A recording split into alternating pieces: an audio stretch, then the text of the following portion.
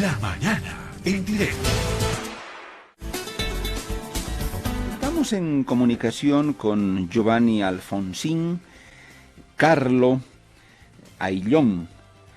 Él es ex senador del Movimiento al Socialismo Más por la Paz, pero entiendo que fue senador suplente. Bueno, este es un tiempo muy diferente dentro del MAS. Y hay que ponerle atención, ¿no? Porque todavía es un partido grande, está en función de gobierno, ha marcado una etapa indudablemente de la historia de Bolivia, el MAS, pero vemos ahora aún más en un escenario distinto. Claro, es que ha corrido mucha agua bajo el puente.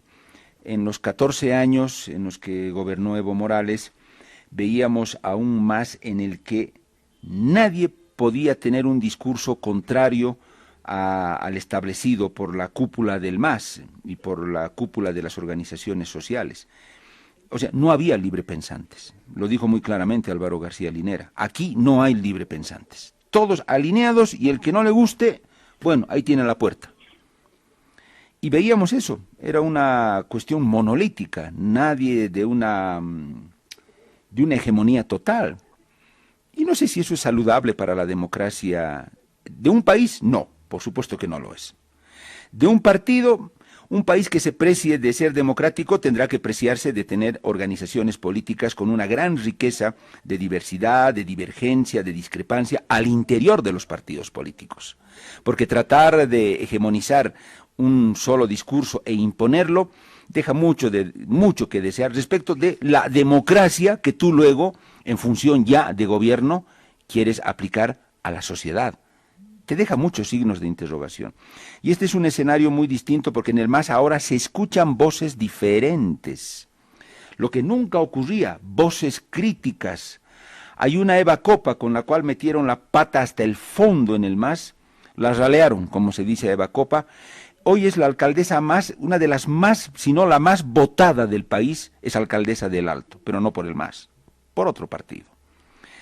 Y se escuchan voces críticas, ahora hay corrientes de los que quieren renovación, de los evistas que quieren, los conservadores podríamos decir, que quieren mantener la misma línea de los 14 años, los mismos liderazgos, otros no, más jóvenes, más atrevidos, más osados, más corajudos, con otra visión de país, que quieren otras cosas, otros liderazgos. Bueno, así se está debatiendo internamente también el MAS. Ya no hay un discurso hegemónico y monolítico. Y por eso, en el último tiempo habíamos escuchado voces como la de Giovanni Alfonsín, que daba algunos detalles respecto de qué pasó en la crisis de 2019, que si las renuncias, hubo golpe o no hubo golpe. Inicialmente, don Giovanni, yo quiero comenzar con la siguiente pregunta. Le voy a pedir, por favor, siempre que sus respuestas sean lo más concretas, precisas y directas posibles, para ganar tiempo, para darle mayor agilidad a nuestra entrevista. Don Giovanni, ¿qué está pasando con el MAS, su partido, ahora? Si a usted le pidieran una evaluación, una mirada de qué es el MAS en este momento con relación al MAS de los pasados 14 años, este MAS, ¿en qué está? ¿Qué es lo bueno? ¿Qué es lo malo que está pasando en el MAS? Y al final, ¿esto en qué va a derivar? ¿Qué sensaciones tiene usted, Giovanni? Lo escuchamos, bienvenido. Muchas gracias, Pedro. Un saludo por tu intermedio a toda tu radio audiencia y a toda Bolivia, ¿no? Bueno, el instrumento político, el movimiento al socialismo, a este tiempo, primero es el partido más grande que ha tenido en la historia de nuestro país, ¿no? Y el único partido que ha tenido la presencia hasta en la última comunidad y en todo el territorio nacional, ¿no? Este partido está dirigido, obviamente, bajo el liderazgo de nuestro presidente Evo Morales. Es un liderazgo que nadie lo cuestiona y que está completamente consolidado dentro de lo que nosotros llamamos el instrumento político. Bueno, a partir de esto y de las acciones que no solo han sucedido en el golpe de Estado, porque eso también tenemos que ser claros, lo que ha pasado es un golpe de Estado, han ido surgiendo ciertos cuestionamientos que ya se venían de venir de muchos años atrás, ¿no? Cuestionamientos que, por ejemplo, no se los podía dejar de lado. Uno de esos ha sido es el que ahora prácticamente escucho hablar a muchas ex autoridades de gobierno, el tema de la renovación. Yo les digo, no hay que tenerle ningún miedo a la renovación, ¿no? Todo partido político, si quiere trascender en la historia, tiene que tener y tiene que estar compuesto también de la formulación de nuevos cuadros, ¿no? Y bueno, yo creo que esto es un punto muy importante que va a tocar en el Congreso que se viene. He visto por los medios de comunicación que hay un Congreso el próximo 3 de junio, si no me equivoco. No he podido conocer de manera formal la convocatoria. Hasta donde tengo entendido es un Congreso ordinario donde se van a modificar algunas partes del estatuto nada más, pero sería bueno que aprovechar este Congreso para discutir estos temas de fondo. Un punto más, Pedro, si me permites, hay que recordar, ¿no? El MAS nunca ha tenido una sola línea, ¿no?, ideológica, sino ha sido una concentración de varias líneas ideológicas. Vos te vas a acordar que estamos concentrados ahí, indiaristas, cataristas, marxistas, guevaristas, bueno, una infinidad de corrientes ideológicas que se han logrado concentrar bajo el liderazgo del presidente Evo Morales y han construido un proyecto político que durante 14 años ha generado desarrollo para nuestro país, que lamentablemente ha terminado como ya todos lo hemos visto, ¿no? Estamos conversando con Giovanni Alfonsín Carlo Ayllón, ex senador del Movimiento al Socialismo Más. Don Giovanni, cuando usted habla de renovación, yo me pongo a pensar en lo siguiente, y le voy a citar nombres, porque yo quiero entender qué quiere decir renovación. Álvaro García Linera, Juan Ramón Quintana, Héctor Arce, Carlos Romero, Gabriela Montaño, Sacha Llorenti, Hugo Moldis y otros que podemos, seguramente ahí faltan algunos en la lista. ¿Esos nombres qué le dicen? ¿No van con la renovación? ¿Cuál es el lugar de ellos si hablamos de renovación? El lugar de ellos tiene que ser un lugar respetado y muy considerado por toda la juventud y por todos los que hemos venido siendo miembros de la juventud del movimiento del socialismo, ¿no? Pero también tenemos que entender, a contraposición de estos nombres, también hay un Andrónico Rodríguez, hay una Eva Copa, hay una Adriana Salvatierra, y hay una otra infinidad de líderes que todavía están en el anonimato, que han demostrado su capacidad y se han probado en la batalla política, y que obviamente nosotros apostamos por esa nueva generación, porque estamos seguros de que estos compañeros, aparte de la formación académica, tienen el compromiso con la sociedad, que es lo que se necesita para darle continuidad a lo que nosotros llamamos el proceso de cambio y la revolución democrática y cultural. Usted dice deberían tener un lugar de consideración, pero ¿volver a función de gobierno o ya no? No.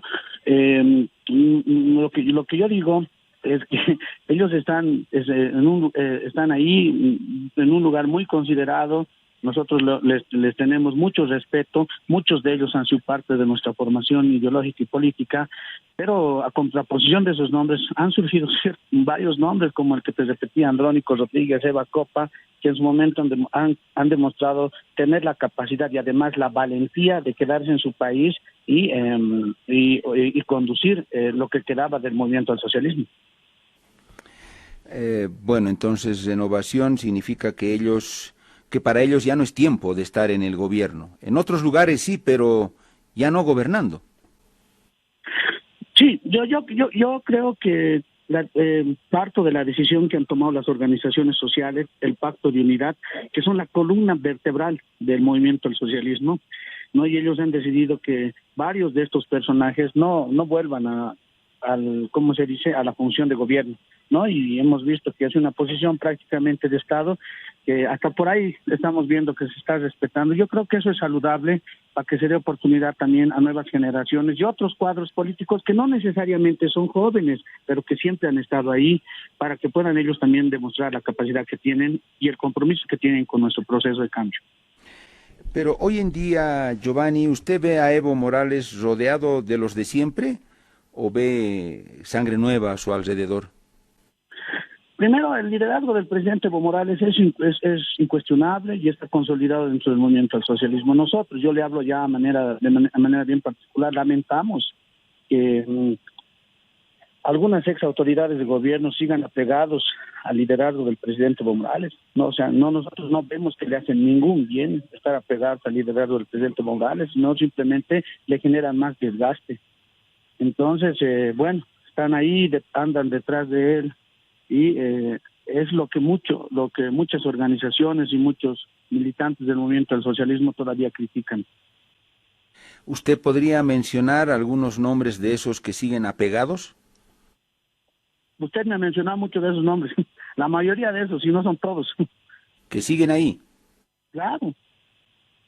¿Qué opinión le merece, por ejemplo, la tarea que desempeña el vocero de gobierno Jorge Richter? ¿Le convence, no le convence? Después de 6 meses, ¿usted lo aprueba, lo desaprueba? ¿Cómo lo ve? Porque es una figura importante en la vocería del gobierno. Exacto. Antes de entrar en ese tema, Pedro, yo quisiera recalcar, y abro comillas, lo que en varios congresos de las organizaciones sociales se han dicho, ¿no? Hay todavía gente que sigue pegada a nuestro presidente Evo Morales y son como parásitos chupasangre que lamentablemente ya no aportan en esta coyuntura, sino simplemente desgastan, ¿no? La sociedad, no solo la militancia, sino también varios sectores de la sociedad son muy críticos con ellos y con el rol que han jugado cuando estaban en función de gobierno. Entonces, dada esa evaluación, no creo que ya a estas alturas aporten de manera significativa. Giovanni, pero hay una cosa que yo no entiendo. Usted acaba de decir que son unos parásitos chupasangres que ya no aportan, pero al principio me dijo, no, hay que darle su lugar de consideración, pero al final, ¿con qué nos quedamos? He abierto comillas y te he explicado lo que en muchos congresos de las organizaciones se dicen, ¿no? Y he cerrado también comillas. Entonces, ese es el sentimiento que tienen las organizaciones sociales y gran parte de la sociedad cuando ellos han estado en función de gobierno, ¿no? Entonces, esa es la evaluación que tienen los sectores sociales y que esperemos que se tomen en cuenta en el Congreso que se está viniendo. Por otra parte, nuestro vocero presidencial, el señor Richter, si bien es una persona que tiene una amplia trayectoria dentro de la participación en ámbitos de esfera política, así como tal en el gobierno, es una figura nueva, con una capacidad que yo creo destacada, y bueno, nosotros aprobamos la gestión que está realizando el señor Richter de manera particular, ¿no? Giovanni, la cuestión de la candidatura, porque se está hablando también de eso ahora, ¿no? Seguro es otro tema que en el MAS va a comenzar, no sé si a crecer, y no sé cuánto bien le hará además a la gestión de Luis Arce Catacora. Es cierto que se está preparando toda una estrategia para nuevamente Evo Morales candidato para el 2025, o las organizaciones, ustedes, los militantes, ¿qué dicen? O sea, es comenzar a promover, o sea, eso sí tendría que darse un retorno de Evo Morales, su candidatura para el 2025, o no, o tiene que pasar más tiempo y la renovación precisamente tiene que notarse ahí. ¿Qué dice Giovanni? A mí me parece que es muy prematuro hablar a estas alturas de las elecciones del 2025. Estamos empezando una gestión. Nosotros tenemos primero que demostrar la gestión, sacar de este país de la crisis económica, sobrellevar el tema de la pandemia y la crisis sanitaria, que son labores importantes que han sido generadas como mandatos a la población, ¿no? Y por otro lado, seguramente en 5 años, de acuerdo a la gestión pública que tendrán los diferentes municipios y gobernaciones, van a generar diferentes liderazgos. Por eso me parece todavía muy apresurado y muy prematuro hablar de alguna candidatura hacia el 2025. Giovanni, la cuestión de el 21F, ese famoso referéndum, ya varias personas del MAS, incluido el propio Luis Arce Catacora, han reconocido que ese fue uno de los grandes, si no el error más terrible que tuvo el MAS en los 14 años. No sé si usted coincide con eso, si ahí se cometió una gran equivocación en buscar esa reelección de Evo Morales por una tercera, cuarta vez. ¿Usted qué dice? ¿Cómo ve eso? ¿Coincide también con esas voces de que fue el gran error? Completamente de acuerdo, ¿no? Ha sido, yo creo que el error, el principal error y el error fundamental, no hacer caso al pueblo, no hacer caso a la voluntad del pueblo, ¿no? Y obviamente el pueblo de alguna u otra manera se ha manifestado y bueno, ha repudiado esa posición de forzar tal vez una nueva reelección. La reelección indefinida como derecho humano es parte de ese error, Giovanni. Sí, sí, sí. El error empieza el 21F, ¿no? El error a mí me parece que empieza al iniciar la pasada gestión del gobierno, convocar a tan temprano, en un inicio, a un referéndum cuando estábamos saliendo de otra elección, ¿no? Para inmediatamente hablar de la próxima elección general. Entonces, y bueno, a partir de eso se ha generado un resultado y bueno, ese es el resultado del 21F. Ese resultado, más allá del referéndum, se tenía que respetar porque ha sido la voluntad soberana del pueblo y tal vez no respetar ese resultado ha sido el gran error que se ha cometido en la pasada gestión y es el error que nos ha llevado a la debacle y que ha terminado en un golpe de Estado. Giovanni, a ver, la autocrítica reconstruye, el persistir en una posición enfanga, enloda. Cuando Edgar Montaño era todavía diputado, Giovanni, tal vez usted sabe algo de esto. Yo creo que sí, es seguro, porque como parte de una bancada, en fin, usted sabe de todos los tejemenejes y entretelones. Edgar Montaño, cuando fue diputado, ya después de la crisis de 2019, yo lo entrevisté acá en el programa, y él contó la siguiente experiencia, Giovanni. Dijo, luego de la derrota del 21F, la bancada se reunió con el hermano Evo, nos dijo. Nos reunimos para evaluar, obviamente estábamos todos dolidos, decepcionados con la derrota, y Edgar Montaño dijo, ahí, en esa reunión, el hermano Evo nos dijo, bueno, hemos perdido, hay que buscar otro candidato. Hemos perdido y, bueno, tengo que irme, y tenemos que comenzar a buscar otro candidato. Edgar Montaño reveló eso. Dijo, así nos dijo, esa fue la primera reacción de Evo Morales en esa reunión de evaluación. Luego, dice Edgar Montaño, yo ya no sé, ya no volví a tener otra reunión y ya no sé por qué Evo Morales y el MAS cambiaron de posición e insistieron en que él vaya como candidato. Giovanni, ¿usted sabe si esto de ir nuevamente a la reelección después de la derrota en el referéndum fue porque Evo Morales lo quiso, él quiso ser nuevamente candidato, o fueron dos o tres que comenzaron a calentarle las orejas, como se dice, Giovanni? Usted sabe toda la historia, me parece, pero yo recalco esa posición. Inclusive usted se debe acordar, está registrado en los medios de comunicación, el presidente Evo Morales da una conferencia de prensa y dice, bueno, hemos perdido, vamos a respetar los resultados, pero así, aún así, el MAS va a tener su candidato en las próximas elecciones generales, ¿no? Porque todavía seguimos siendo el partido en función de gobierno y además la primera fuerza política de este país.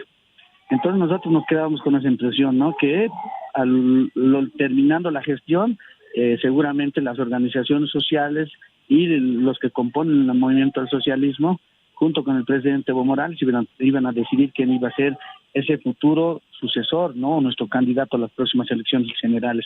Uno de esos nombres, de manera muy fuerte, si no te acuerdas, sonaba el nombre ya del David Choquehuanca, el ahora vicepresidente, entonces canciller, ¿no? Entonces, a mi apreciación, es lo que tú también dices. Mira, sabes que es un grupo de personas que, primero, me parece que han visto que no se reflejaba sus intereses en el liderazgo de David Choquehuanca. No sé si te acuerdas, el padre Albó en algún acto en Palacio de Gobierno, creo que cuando le estaba entregando el Cóndor de los Andes, le dice, después de un Evo, hay un David, ¿no? Y después de un David también puede volver a haber un Evo. Lo importante es garantizar este proceso de cambio o la continuidad del proceso. Entonces, nosotros nos hemos quedado con esa impresión y y así es como tenía que suceder. Y coincido en que seguramente un par de personas que, como te digo, se cuelgan del liderazgo del presidente Evo Morales, han tratado de presionar para que se tomen otro tipo de decisiones que nos han llevado a la debacle que ha culminado en este golpe de Estado. Giovanni, yo entiendo de lo que usted está diciendo y también nosotros como periodistas tenemos varios detalles. David Choquehuanca iba a ser el sucesor de Evo Morales en esa candidatura. Muchos decían que eso casi estaba escrito.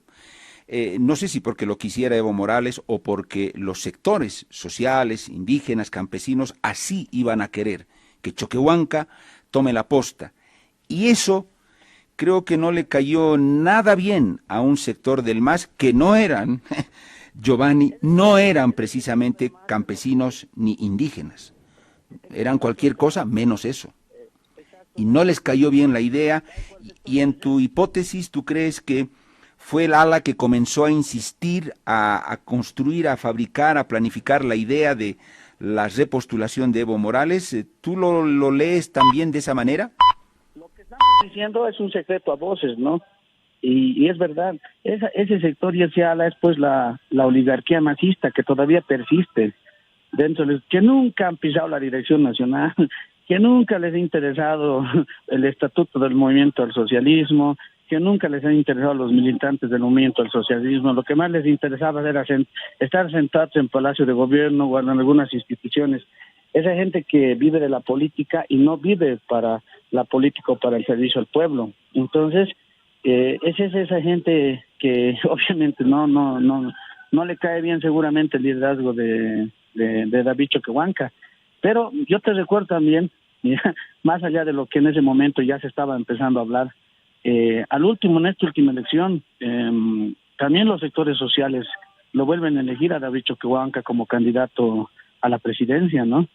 Y es él quien da un paso al costado, ¿no? Para al último ser candidato a vicepresidente, con el objetivo de mantener la unidad del movimiento al socialismo y de retar a la derecha en esta crisis que hemos pasado.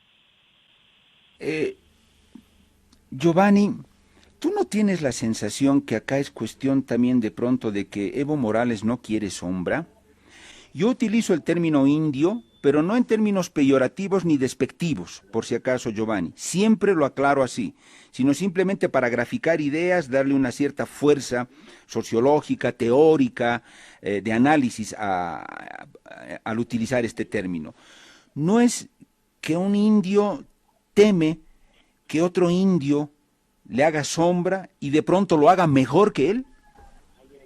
No creo que sea la actitud del presidente Morales, porque el presidente Morales apenas se han conocido los resultados del 21F, él lo ha manifestado públicamente que va a haber otro candidato, ¿no? Que obviamente que tiene que salir del movimiento al socialismo, y la columna vertebral del movimiento al socialismo es un indígena originaria y campesina. Pero, como te digo, hay estos sectores, ¿no? Que prácticamente parece que hasta les perjudican o contradicen los intereses que tienen en el gobierno o en el Estado. Esa es esa gente que inclusive ha llegado si te acuerdas, en algún momento a empezar a denigrar, a hablar mal o tratar de negar la imagen de David Choquehuanca, como también lo han hecho con Eva Copa. Si todos recuerdan, aquí el que no acompañe los intereses de este sector o grupo privilegiado al cual yo le llamo la oligarquía machista, entonces hay que empezar a desgastarlo, hay que empezar a criticarlo, hay que tildarlo de traidor o hay que tildarlo ya que es de la derecha. Es el único camino y la única estrategia que siguen. Empiezan por las redes sociales para generar tipo de influencia y empezar a tratar de posicionar esa imagen, ¿no? Entonces yo creo, Pedro, que más bien el presidente Evo es el que está sosteniendo, ahorita es el que sostiene la unidad del movimiento al socialismo. Su liderazgo está bien consolidado, pero nosotros los jóvenes y las nuevas generaciones estamos confiados en que para él lo más importante es darle continuidad a este proceso de cambio. Y darle continuidad a este proceso de cambio también implica que haya nuevos actores. Uno de esos nuevos actores puede ser David Choquehuanca, puede ser Eva Copa, puede ser un Andrónico Rodríguez, que la gente ya dentro del movimiento del socialismo los ha visto como líderes. Giovanni, esa oligarquía, ¿quiénes son? los que te he nombrado nuevamente, ¿son ellos o quiénes son? Muchos de ellos, en su mayoría ex miembros del gabinete, ¿no? Gente que siempre estaba ahí los 14 años, gente que está acostumbrada a vivir con el chofer en la puerta y buenos sueldos y nunca, o sea, a vivir de la política y no a vivir al servicio de la política y del pueblo. ¿Tú dirías a utilizar a indígenas y campesinos? Sí, exacto, porque si vos has escuchado el último, creo que es en la posesión de Eva Copa o en algún acto donde último que hablaba, ha hecho un manifiesto ella, ¿no?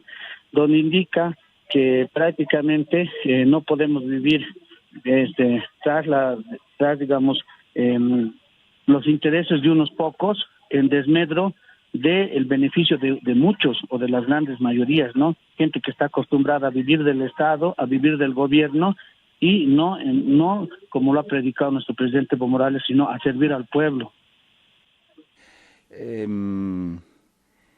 Giovanni, pero insisto, obviamente campesinos e indígenas representan votos. Ese es el gran tema, Giovanni, votos, miles y miles de votos. Por eso en determinado momento los adulan, están con ellos, cerca de ellos. Tú te das cuenta y sabes de lo que te estoy hablando. Pero insisto, si tú dices que esta es una oligarquía que se aprovecha de eso y son los mismos nombres que hemos mencionado, insisto, no entiendo por qué tú en este caso de pronto eres condescendiente y dices que hay que mantenerlos en un buen lugar. No. Nosotros los tenemos bien considerados, ¿no? Nosotros les tenemos mucha consideración, respeto, es lo que tenemos que tener a grandes personas, no podemos mezclar a todos, ¿no? Pero lo que tú dices es, las grandes mayorías de este país, Pedro, son campesinos indígenas originarios, obreros y jóvenes en este momento, ¿no? Entonces, en desmedro de esos, muchas veces se ha obrado. Te doy un ejemplo nomás, en el golpe de Estado. ¿Quiénes son los que han salido a marchar, a darle el pecho a las balas? ¿Quiénes han puesto los muertos? ¿Quiénes han recuperado la democracia? Son todos ellos. Han sido jóvenes, indígenas, campesinos y originarios, obreros que han estado en las carreteras, en las calles, ¿no? Pero a diferencia de eso, quienes toman las decisiones son otro tipo de personas, ¿no? Quienes han elegido a los candidatos son otro tipo de personas, ¿no? Entonces la crítica dentro del movimiento al socialismo surge en base a esta contradicción. Nosotros hemos estado aquí, pero ¿cómo es posible que otros que no han estado aquí lleguen y todavía vengan y empiecen a decidir sobre la lucha de nosotros, ¿no? Eso es lo que la militancia del movimiento al socialismo, las organizaciones sociales, lo ha cuestionado y lo ha hecho de frente. Giovanni, pero ¿por qué ustedes cuando se reúnan con Evo Morales cara a cara no le preguntan del lado de quién está más él? Si de esa fuerza indígena campesina que incluso está muy representada por David Choquehuanca, o está del lado de los otros.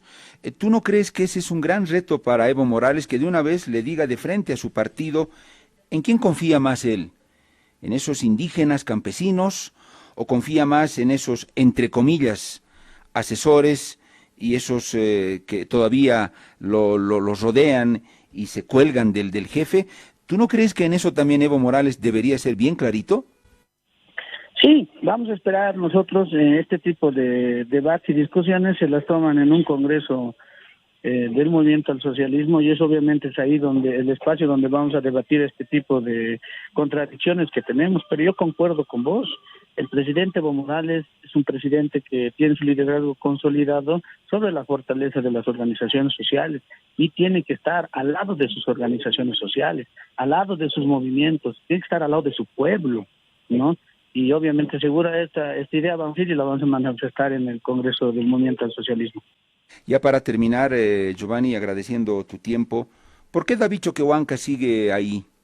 Les serrucharon el piso cuando podía haber sido el candidato en vez de Evo Morales. Les serruchan el piso y sigue David Choquehuanca. Ahora les serruchan el piso porque de pronto él debería haber sido el candidato y no Luis Arce Catacora. Segunda serruchada o no sé si tercera y David Choquehuanca sigue. ¿Por qué? Sí, yo creo que la decisión ha sido tomada en base a los movimientos sociales, tal vez por una estrategia política, ya que Lucho Arce representaba el símbolo del crecimiento y del modelo económico, ¿no? Y David Choquehuanca representaba la unidad de los movimientos sociales, ¿no? Y bueno,